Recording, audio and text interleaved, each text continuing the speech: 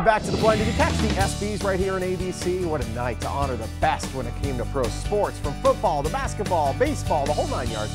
One guy who was interviewing all the athletes in LA as the awards went on is TV sportscaster and radio host Mason Kern, otherwise known as the Sports Watchdog. And Mason is here with a scoop from the big night. You got credentials into the ESPYs. I did, yeah. It was a really great time. So jealous. Awesome. So let's talk about this. The ESPYs were this past Wednesday. They were. Tell us what you gained from this experience of being behind the scenes. You were there for a couple days, weren't you? Yeah.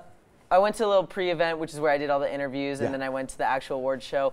And being in that environment, it was great. There was a lot of energy. It was a really, really cool experience to just be there in the atmosphere with all these other athletes. But what I gained most, I think, is that this award show brings a sense of community and solidarity to these athletes that other award shows just, I don't think they do. And also the ESPYs really shows the public the true reverence that these athletes have for sports in general and what they do and the impact they have on the fans as well as the athletes. And it shows it's not just individualistic. Even sports like golf and bowling that might be one man, one team, no team sport, but it allows them to all interact in the same environment. And I think me being there in that environment, seeing them interact with one another, it was a really cool experience. Absolutely. Let's talk about some of the people you were seeing behind the scenes. Athletes, celebrities, the whole 9 yards. Yeah, in total I interviewed 23 people. Nice. It was really cool. NFL people like Malik Jackson and Brandon Marshall.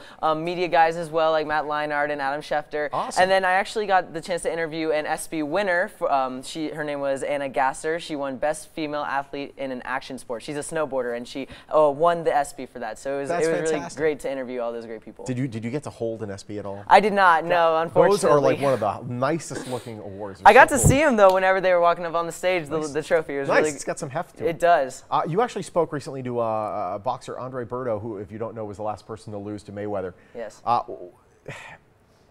What do you have to say with there's so much going on in boxing right now? Yes, there is. It's kind of crazy. Yeah, we had a really great interview. I think what was most compelling, we talked about the Jeff Horn and Manny Pacquiao fight. It ended kind of controversially, and he had some great insight. He even questioned if the result was fair, if the sport of boxing is fair, questioned the result, kind of boxing politics if they were involved in that. And we also got to talking about the Mayweather-McGregor upcoming fight because, like you said, the hype is real. He was the last person to amazing. fight Mayweather. Yeah. The presser was very entertaining. Yes. And he went to that. He let me know he actually went to that. And he kind of went along with the consensus. Everyone I interviewed actually went with Mayweather, all 23 people who I interviewed, just because McGregor is coming into a boxing world, and that was kind of Andre Berto's insight on that. Ground and pound is not going to work. It's not. You can't rush him. You can't elbow him. None of that. Although I'd love to see it. That would be pretty compelling. Amazing. It'd be awesome.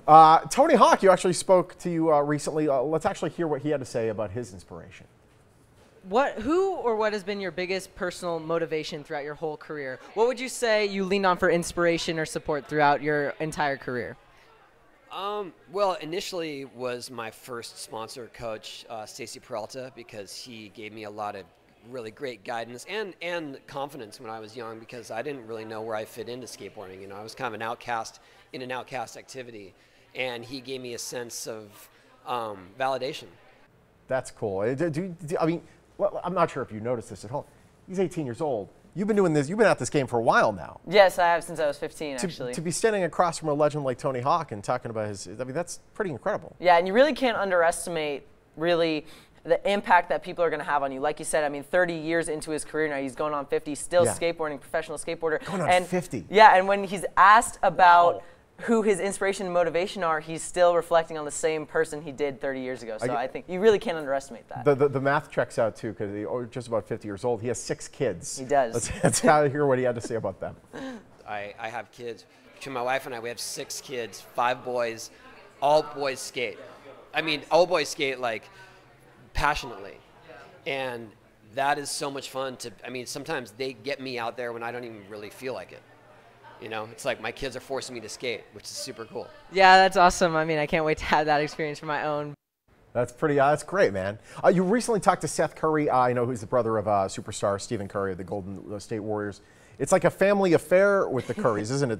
Their dad was in the NBA as well. Yeah, he was. Del Curry played 16 years in the NBA, All-Star multiple times. And I really think it's great. It became really apparent in our interview that Seth's, and most likely Steph's as well, their father had a huge impact on them growing up, and they draw so much wisdom and inspiration from him in their professional careers now. I think it's really interesting to see a family dynamic translate into a professional career. Obviously, basketball, the cameras are always on them, and that kind of is now shifting with Lonzo Ball entering the league and all those antics. It's going to be quite interesting. We saw them on Monday Night Raw. It was pretty crazy. I saw that too. Wow.